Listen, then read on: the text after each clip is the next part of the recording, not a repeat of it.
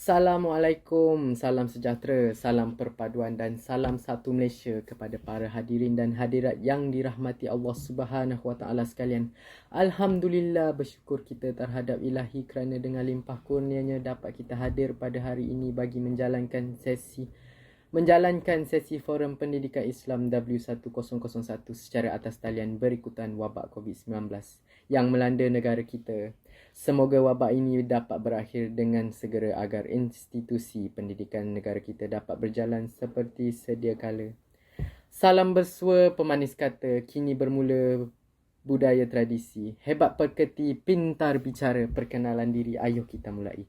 Bak kata pujangga, tak kenal maka tak cinta. Sebelum kita mulai forum kita, mari kita berkenalan dengan barisan panel kita pada hari ini. Saya moderator bagi forum ini dengan berbesar hati mengalu-alukan kehadiran 3 lagi sahabat saya yang juga merupakan para panel pada hari ini, iaitu saudari Nur Irdina Batrisha binti Azri, Nurul Arisha binti Syarizam dan Farah Aisyah binti Abdul Kadir. Wah, nampaknya mereka semua terlihat begitu bersemangat untuk membentangkan isi masing-masing. Tanpa membazir masa, marilah kita mulai agenda forum kita pada hari ini dengan sedikit kupasan mengenai adab dan adat di media sosial. Hadirin sekalian, pada masa kini, penggunaan media sosial yang semakin menjadi daya tarikan kepada semua individu seluruh dunia dan membantu berkongsi maklumat penting dan berguna kepada masyarakat. Di sebalik kemajuan internet dan media masa, media sosial mampu memberi impak positif dan negatif kepada semua penggunanya. Terdapat artikel yang membahaskan tentang media sosial banyak memberikan impak yang negatif kepada masyarakat di dunia. Dapatan kajian menunjukkan media sosial mampu mempengaruhi perkembangan fizikal, akademik dan akhlak bagi seseorang individu. Hubungan sesama ahli keluarga, jiran tetangga dan rakan sebaya boleh terjejas dan tiada persefahaman akibat penyalahgunaan media sosial. Imej dan maruah negara juga turut menjadi taruhan kepada negara lain. Oleh itu, penggunaan media sosial haruslah dikawal dan sentiasa berfikir tentang kesan dan impak bagi setiap tindakan yang bakal dilakukan sebelum dikongsi di media sosial. Lantaran itu, kita sebagai generasi pewaris masa hadapan seharusnya amat mengambil berat tentang akhlak dan adab dalam media sosial, kerana ia akan membawa banyak kesan baik maupun buruk kepada masyarakat dan negara, terutamanya dari segi modal insan yang berkualiti dan berakhlak mulia. Jadi, tanpa melengahkan masa lagi, izinkan saya mempersilakan ahli panel yang pertama, iaitu saudari Nur Irdina Batrisha, untuk memberikan pencerahan mengenai maksud dan definisi bagi akhlak dan adab. Dengan segala hormatnya, dipersilakan. Assalamualaikum dan selamat sejahtera kepada para hadirin yang dirahmati Allah sekalian. Bersyukur kehadrat Ilahi kerana dengan izinnya kita dapat berkumpul pada sesi forum yang bernilai ini. Pada masa kini, penggunaan media sosial yang semakin menjadi daya tarikan kepada semua individu seluruh dunia dan membantu berkongsi maklumat penting dan berguna kepada masyarakat. Di sebalik kemajuan internet dan media massa, media sosial juga mampu memberi impak positif dan negatif kepada semua penggunaannya. Istilah adab berasal daripada perkataan Arab, iaitu adab yang memberi maksud perilaku dan perbuatan kebaikan, kesantunan, moral, sopan santun, kesusilaan serta kemanusiaan. Sementara tafsiran skop dan perincian adab mungkin berbeza dalam kebudayaan yang berlainan. Kesamaan yang terdapat dalam tafsiran ini ialah penilaian kepribadian seseorang melalui kepatuhannya terhadap beberapa konteks. Justeru, seseorang itu menunjukkan adab dengan mempamerkan kelakuan dan kepandaian membuat pilihan yang betul. Manakala, perkataan akhlak berasal daripada perkataan akhlak, iaitu kata jamak daripada perkataan khuluq bererti tabiat, kelakuan, perangai dan tingkah laku serta adat kebiasaan. Malah, ia juga bererti agama itu sendiri. Antara definisi akhlak menurut istilah ialah sifat yang tertanam di dalam diri yang dapat mengeluarkan sesuatu perbuatan dengan senang dan mudah tanpa pemikiran, penelitian dan paksaan. Ibnu Miskawai, ahli falsafah Islam yang terkenal, mentakrifkan akhlak itu sebagai keadaan jiwa yang mendorong ke arah melahirkan perbuatan tanpa pemikiran dan penelitian. Tuntasnya, penggunaan media sosial juga menyebabkan masyarakat lebih cenderung kepada gejala negatif. Hal ini kerana media sosial banyak memaparkan gambar yang tidak sopan dan budaya baru yang menjadi ikutan, terutamanya dalam kalangan remaja masa kini. Selain itu, ramai dalam kalangan anak muda ingin dikenali sebagai seseorang yang hidupnya lebih mewah, lebih terkenal atau role model kepada anak muda yang lain. Mereka sering memuat naik gambar tentang aktiviti harian dan menunjukkan kemewahan hidup yang mereka perolehi. Kenyataan ini berdasarkan hadis Abu Hurairah berkata, Rasulullah bersabda, sesungguhnya Allah Subhanahu Wa Taala tidak melihat kepada rupa dan harta karun, akan tetapi Allah Subhanahu Wa Taala melihat kepada hati dan amalan kamu. Hal ini menjadi ikutan kepada remaja yang sebaya dengan mereka. Bahkan lebih parah lagi apabila mereka sanggup mencuri dan menjual barang yang berharga untuk membeli dan mengikut gaya idola mereka. Perbuatan mencuri sangat dilaknat oleh Allah Subhanahu Wa Taala dan merupakan dosa besar kepada seseorang Muslim, seperti dalam firman-Nya daripada surah Al-Maidah ayat ke-38, iaitu, dan orang lelaki yang mencuri dan orang perempuan yang mencuri, maka hukumannya potonglah tangan mereka sebagai satu balasan dengan sebab apa yang mereka usahakan, juga sebagai suatu hukuman pencegah dari Allah. Dan ingatlah, Allah Maha Kuasa lagi bijaksana.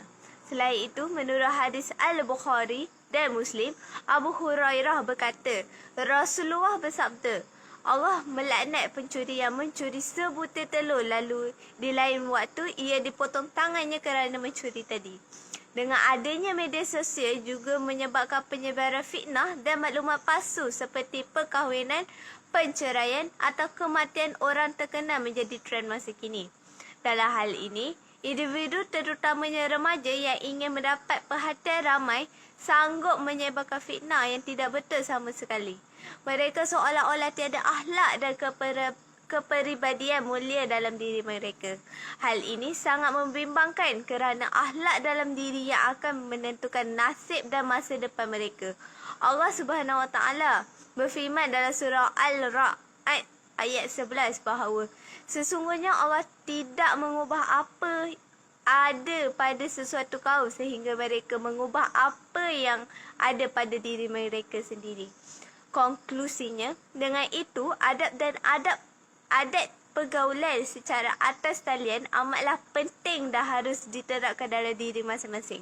Adat memberi komen atau kata-kata yang tidak menyinggung perasaan orang lain, amalan memberi salam, perkongsian perkara atau media yang baik dan sebagainya merupakan adat-adat yang perlu ada dalam diri seorang insan. Dengan adanya adat-adat ini, sudah semesti seseorang insan itu mampu berinteraksi dengan baik dan tidak melakukan perkara yang boleh mengakibatkan pergaduhan atau perbalahan. Seperti yang tertera, kesan bagi mengabaikan adab dalam media sosial adalah besar impaknya. Seperti keruntuhan institusi jiran tetangga, hilangnya sifat malu dalam diri atau jatuhnya air muka dan maruah negara jatuh. Sekian, terima kasih.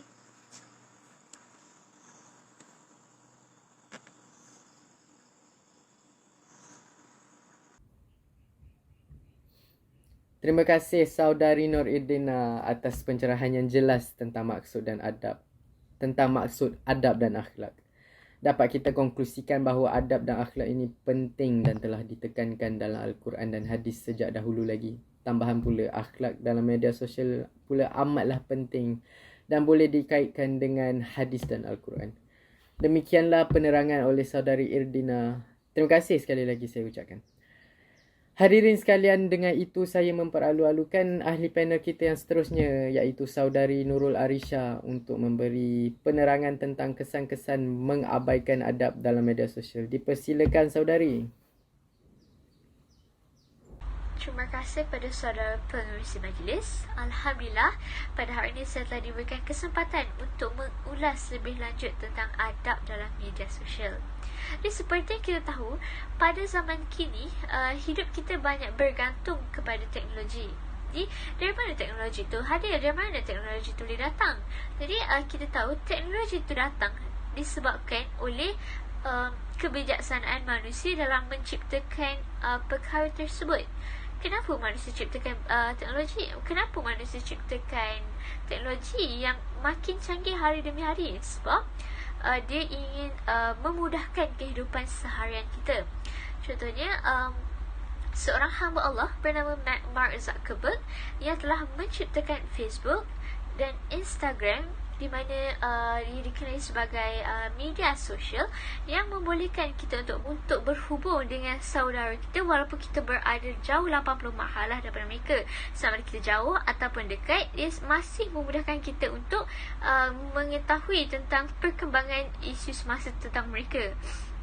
Jadi seperti yang kita tahu, penciptaan aplikasi sebegini memberikan banyak manfaat kepada kita. Namun begitu, sedar tak sedar, keburukan juga ataupun kemudaratan juga datang daripada diri kita sendiri. Saya tidak dapat nafikan keburukan tersebut, yang keburukan aplikasi tersebut, tetapi majoriti daripada perkara yang kita sebut datang daripada kita, dan minoriti mungkin datang daripada kesilapan yang dilakukan oleh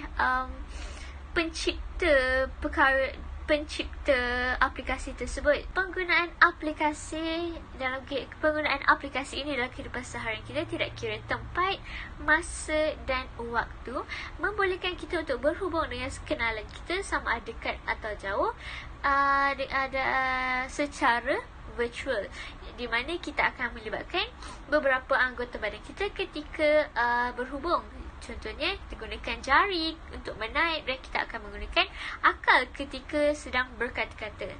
Jadi, setiap kata-kata yang dilontarkan oleh kita di media sosial menggambarkan diri kita sendiri, sama ada baik ataupun sebaliknya.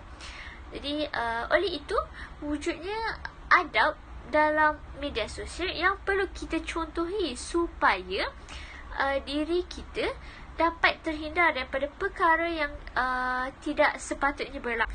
Antara adab yang sering dipandang remeh oleh setiap golongan masyarakat ialah mereka lupa untuk memberikan komen yang baik-baik. Okay? Jadi kita tahu media sosial bukanlah hanya sekadar platform untuk menyampaikan maklumat yang baik, tetapi ia juga menjadi salah satu platform untuk kita meluahkan perasaan dan idea kepada orang lain.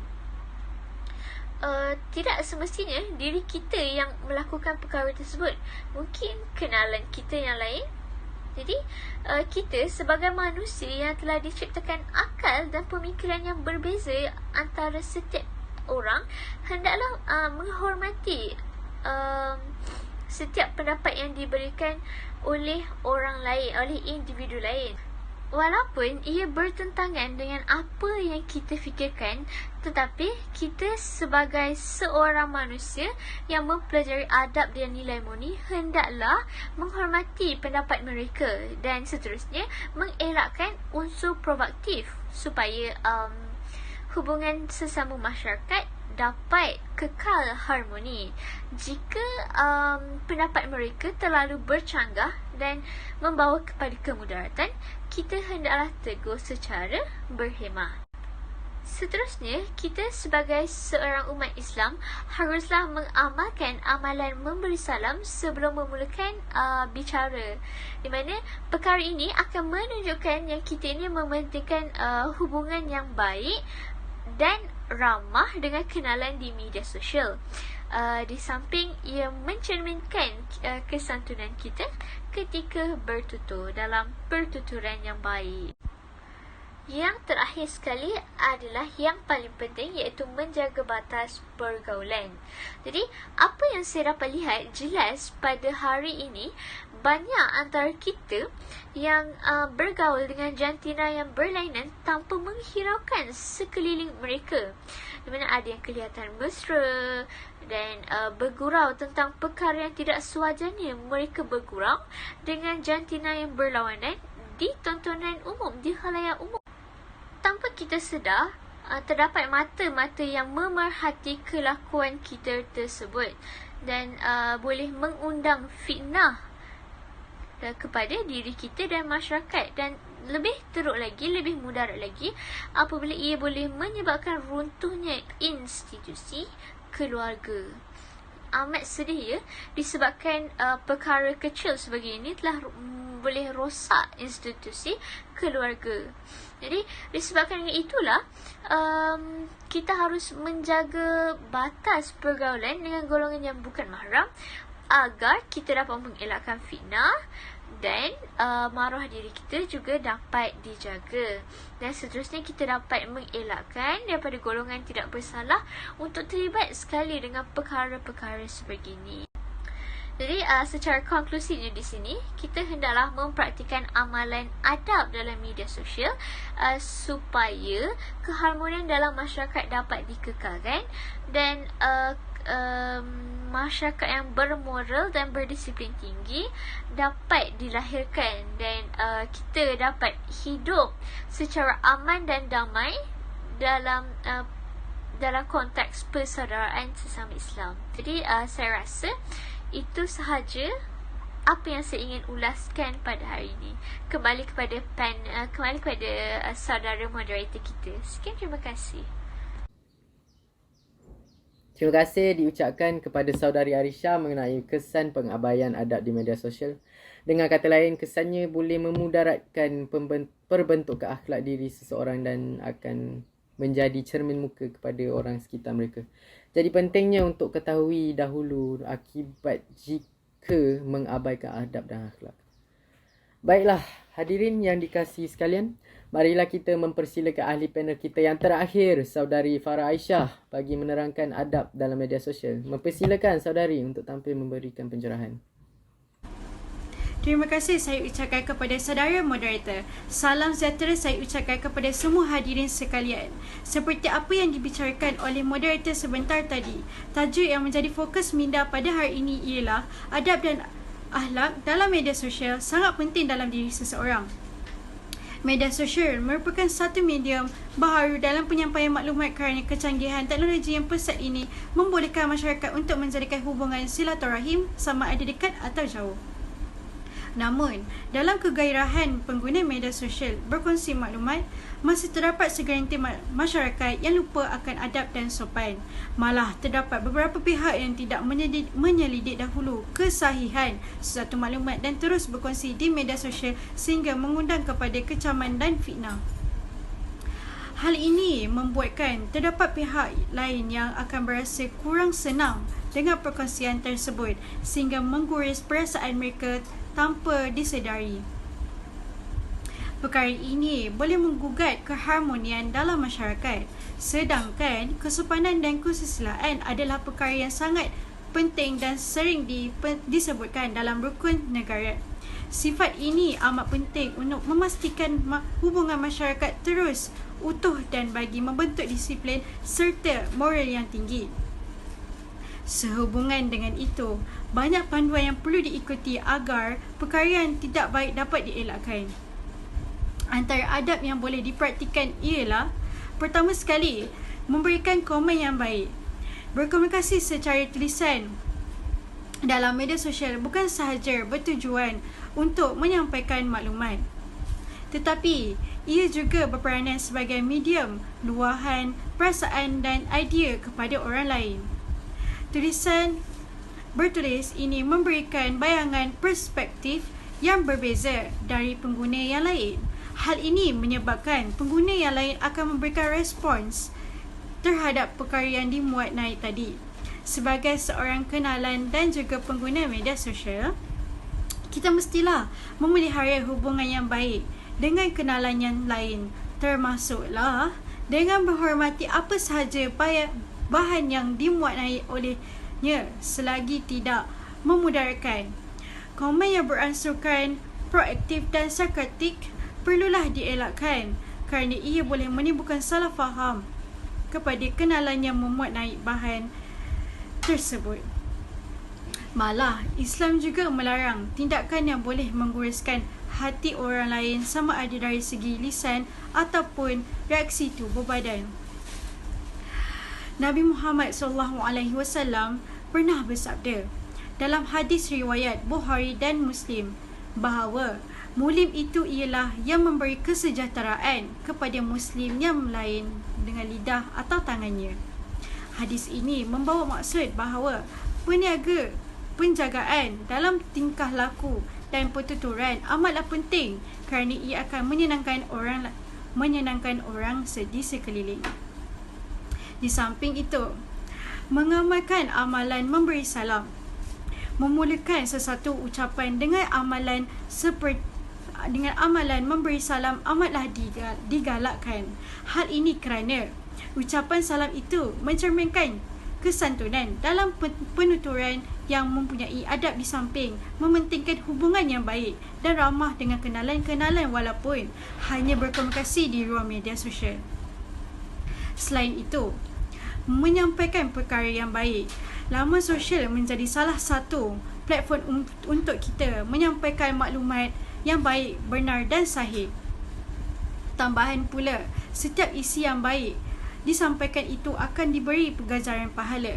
Ini bertetapan dengan hadis Nabi Muhammad SAW yang diriwayatkan oleh Abu Hurairah dalam riwayat Muslim yang bermaksud, barang siapa yang mengajak kepada kebaikan, maka ia akan mendapat pahala sebanyak mana pahala yang diperolehi oleh orang-orang yang mengikutinya. Oleh itu, kita haruslah menjauhi perkara yang tidak baik seperti fitnah, membuka akaun palsu semata untuk mengaibkan dan menjatuhkan maruah orang lain. Perkara yang buruk ini merupakan dosa yang wajib kita hindari. Tambahan pula, kita haruslah menjaga batas pergaulan. Dalam ketidakkesedaran kita berkomunikasi ini di media sosial, batas pergaulan harus dijaga. Perbualan dengan seseorang yang bukan mahram secara berlebihan dapat mengundangkan kemudaratan di kemudian hari. Elakkan berkomunikasi dengan terlalu mesra dan manja sehingga boleh menimbulkan fitnah dan menjejaskan hubungan dalam rumah tangga. Sentiasa memastikan apa yang ingin disampaikan adalah jelas, nyata dan terus kepada maksud asalnya. Kegagalan untuk menjaga batas pergaulan ini boleh mengundang kepada keruntuhan akhlak kerana dibimbangi akan timbulnya masalah hati. Oleh itu, batasilah perbualan di laman sosial dengan sebaik mungkin. Akhir sekali, kita perlulah menjaga keaiban. Di zaman moden ini, masih terdapat sesetengah masyarakat yang terikut-ikut dengan trend atau perkara yang viral pada masa kini, sehingga mereka tidak sedar dengan perbuatan mereka sendiri. Membuka aib orang lain tanpa memikirkan kesannya juga dilihat sudah sebati dalam kehidupan. Lebih parah lagi apabila aib pasangan juga dijaja atau dibuka kepada umum. Oleh itu, kita dituntut untuk menjaga aib orang lain sebagaimana hadis yang diriwayatkan kepada Abdullah bin Umar bahawa Nabi Muhammad SAW bersabda, sesiapa yang menutupi aib seseorang Muslim, maka Allah SWT akan menutup aibnya pada hari kiamat nanti. Oleh itu, tutuplah aib diri seperti mana Allah menutup aib hamba-hambanya. Sekian daripada saya. Terima kasih. Terima kasih saya ucapkan kepada saudari Farah Aisyah dengan pencerahan yang begitu jelas tadi ya. Para pendengar yang terhormat, jelaslah bahawa adab amatlah penting dalam pergaulan, terutamanya pada zaman moden ini dengan pelbagai alat komunikasi. Umat Islam haruslah mementingkan adab mereka dengan orang di media sosial. Kesan-kesan yang diberi cukup untuk kita memahami bahawa Tanpa adab ini mampu meruntuhkan akidah seseorang, mencerminkan diri mereka sebagai seorang yang tidak punya akhlak, serta boleh menjatuhkan imej negara dan masyarakat sejagat. Jadi dengan itu, adab-adab yang dikemukakan juga Jadi dengan itu, adab-adab yang dikemukakan juga mampu mengelakkan kita daripada dipandang rendah. Adab-adab seperti memberi komen yang baik, pengamalan memberi salam, menyebarkan perkara yang baik, menjaga sikap dan batas pergaulan dan juga menjaga aib seseorang, mahupun orang yang kita kenali ataupun tidak. Jelaslah semua perkara yang dibincangkan tadi amat membantu dalam membentuk akidah umat Islam sekarang. Jadi ucapan terima kasih saya ucapkan kerana meluangkan masa bersama kami untuk mendengar perbincangan. Hadirin yang dikasihi serta dihormati sekalian, kini tiba masanya untuk kita menutup tirai perbincangan kita pada hari yang mulia ini. Izinkan saya menyampaikan serangkap pantun bagi mengakhiri perbincangan forum kita pada hari ini. Tanam sirih di tepi para, sirih dijinjing di tepi perigi. Salah dan silap tutur bicara, harap diampun seikhlas hati. Sekian, terima kasih. Assalamualaikum.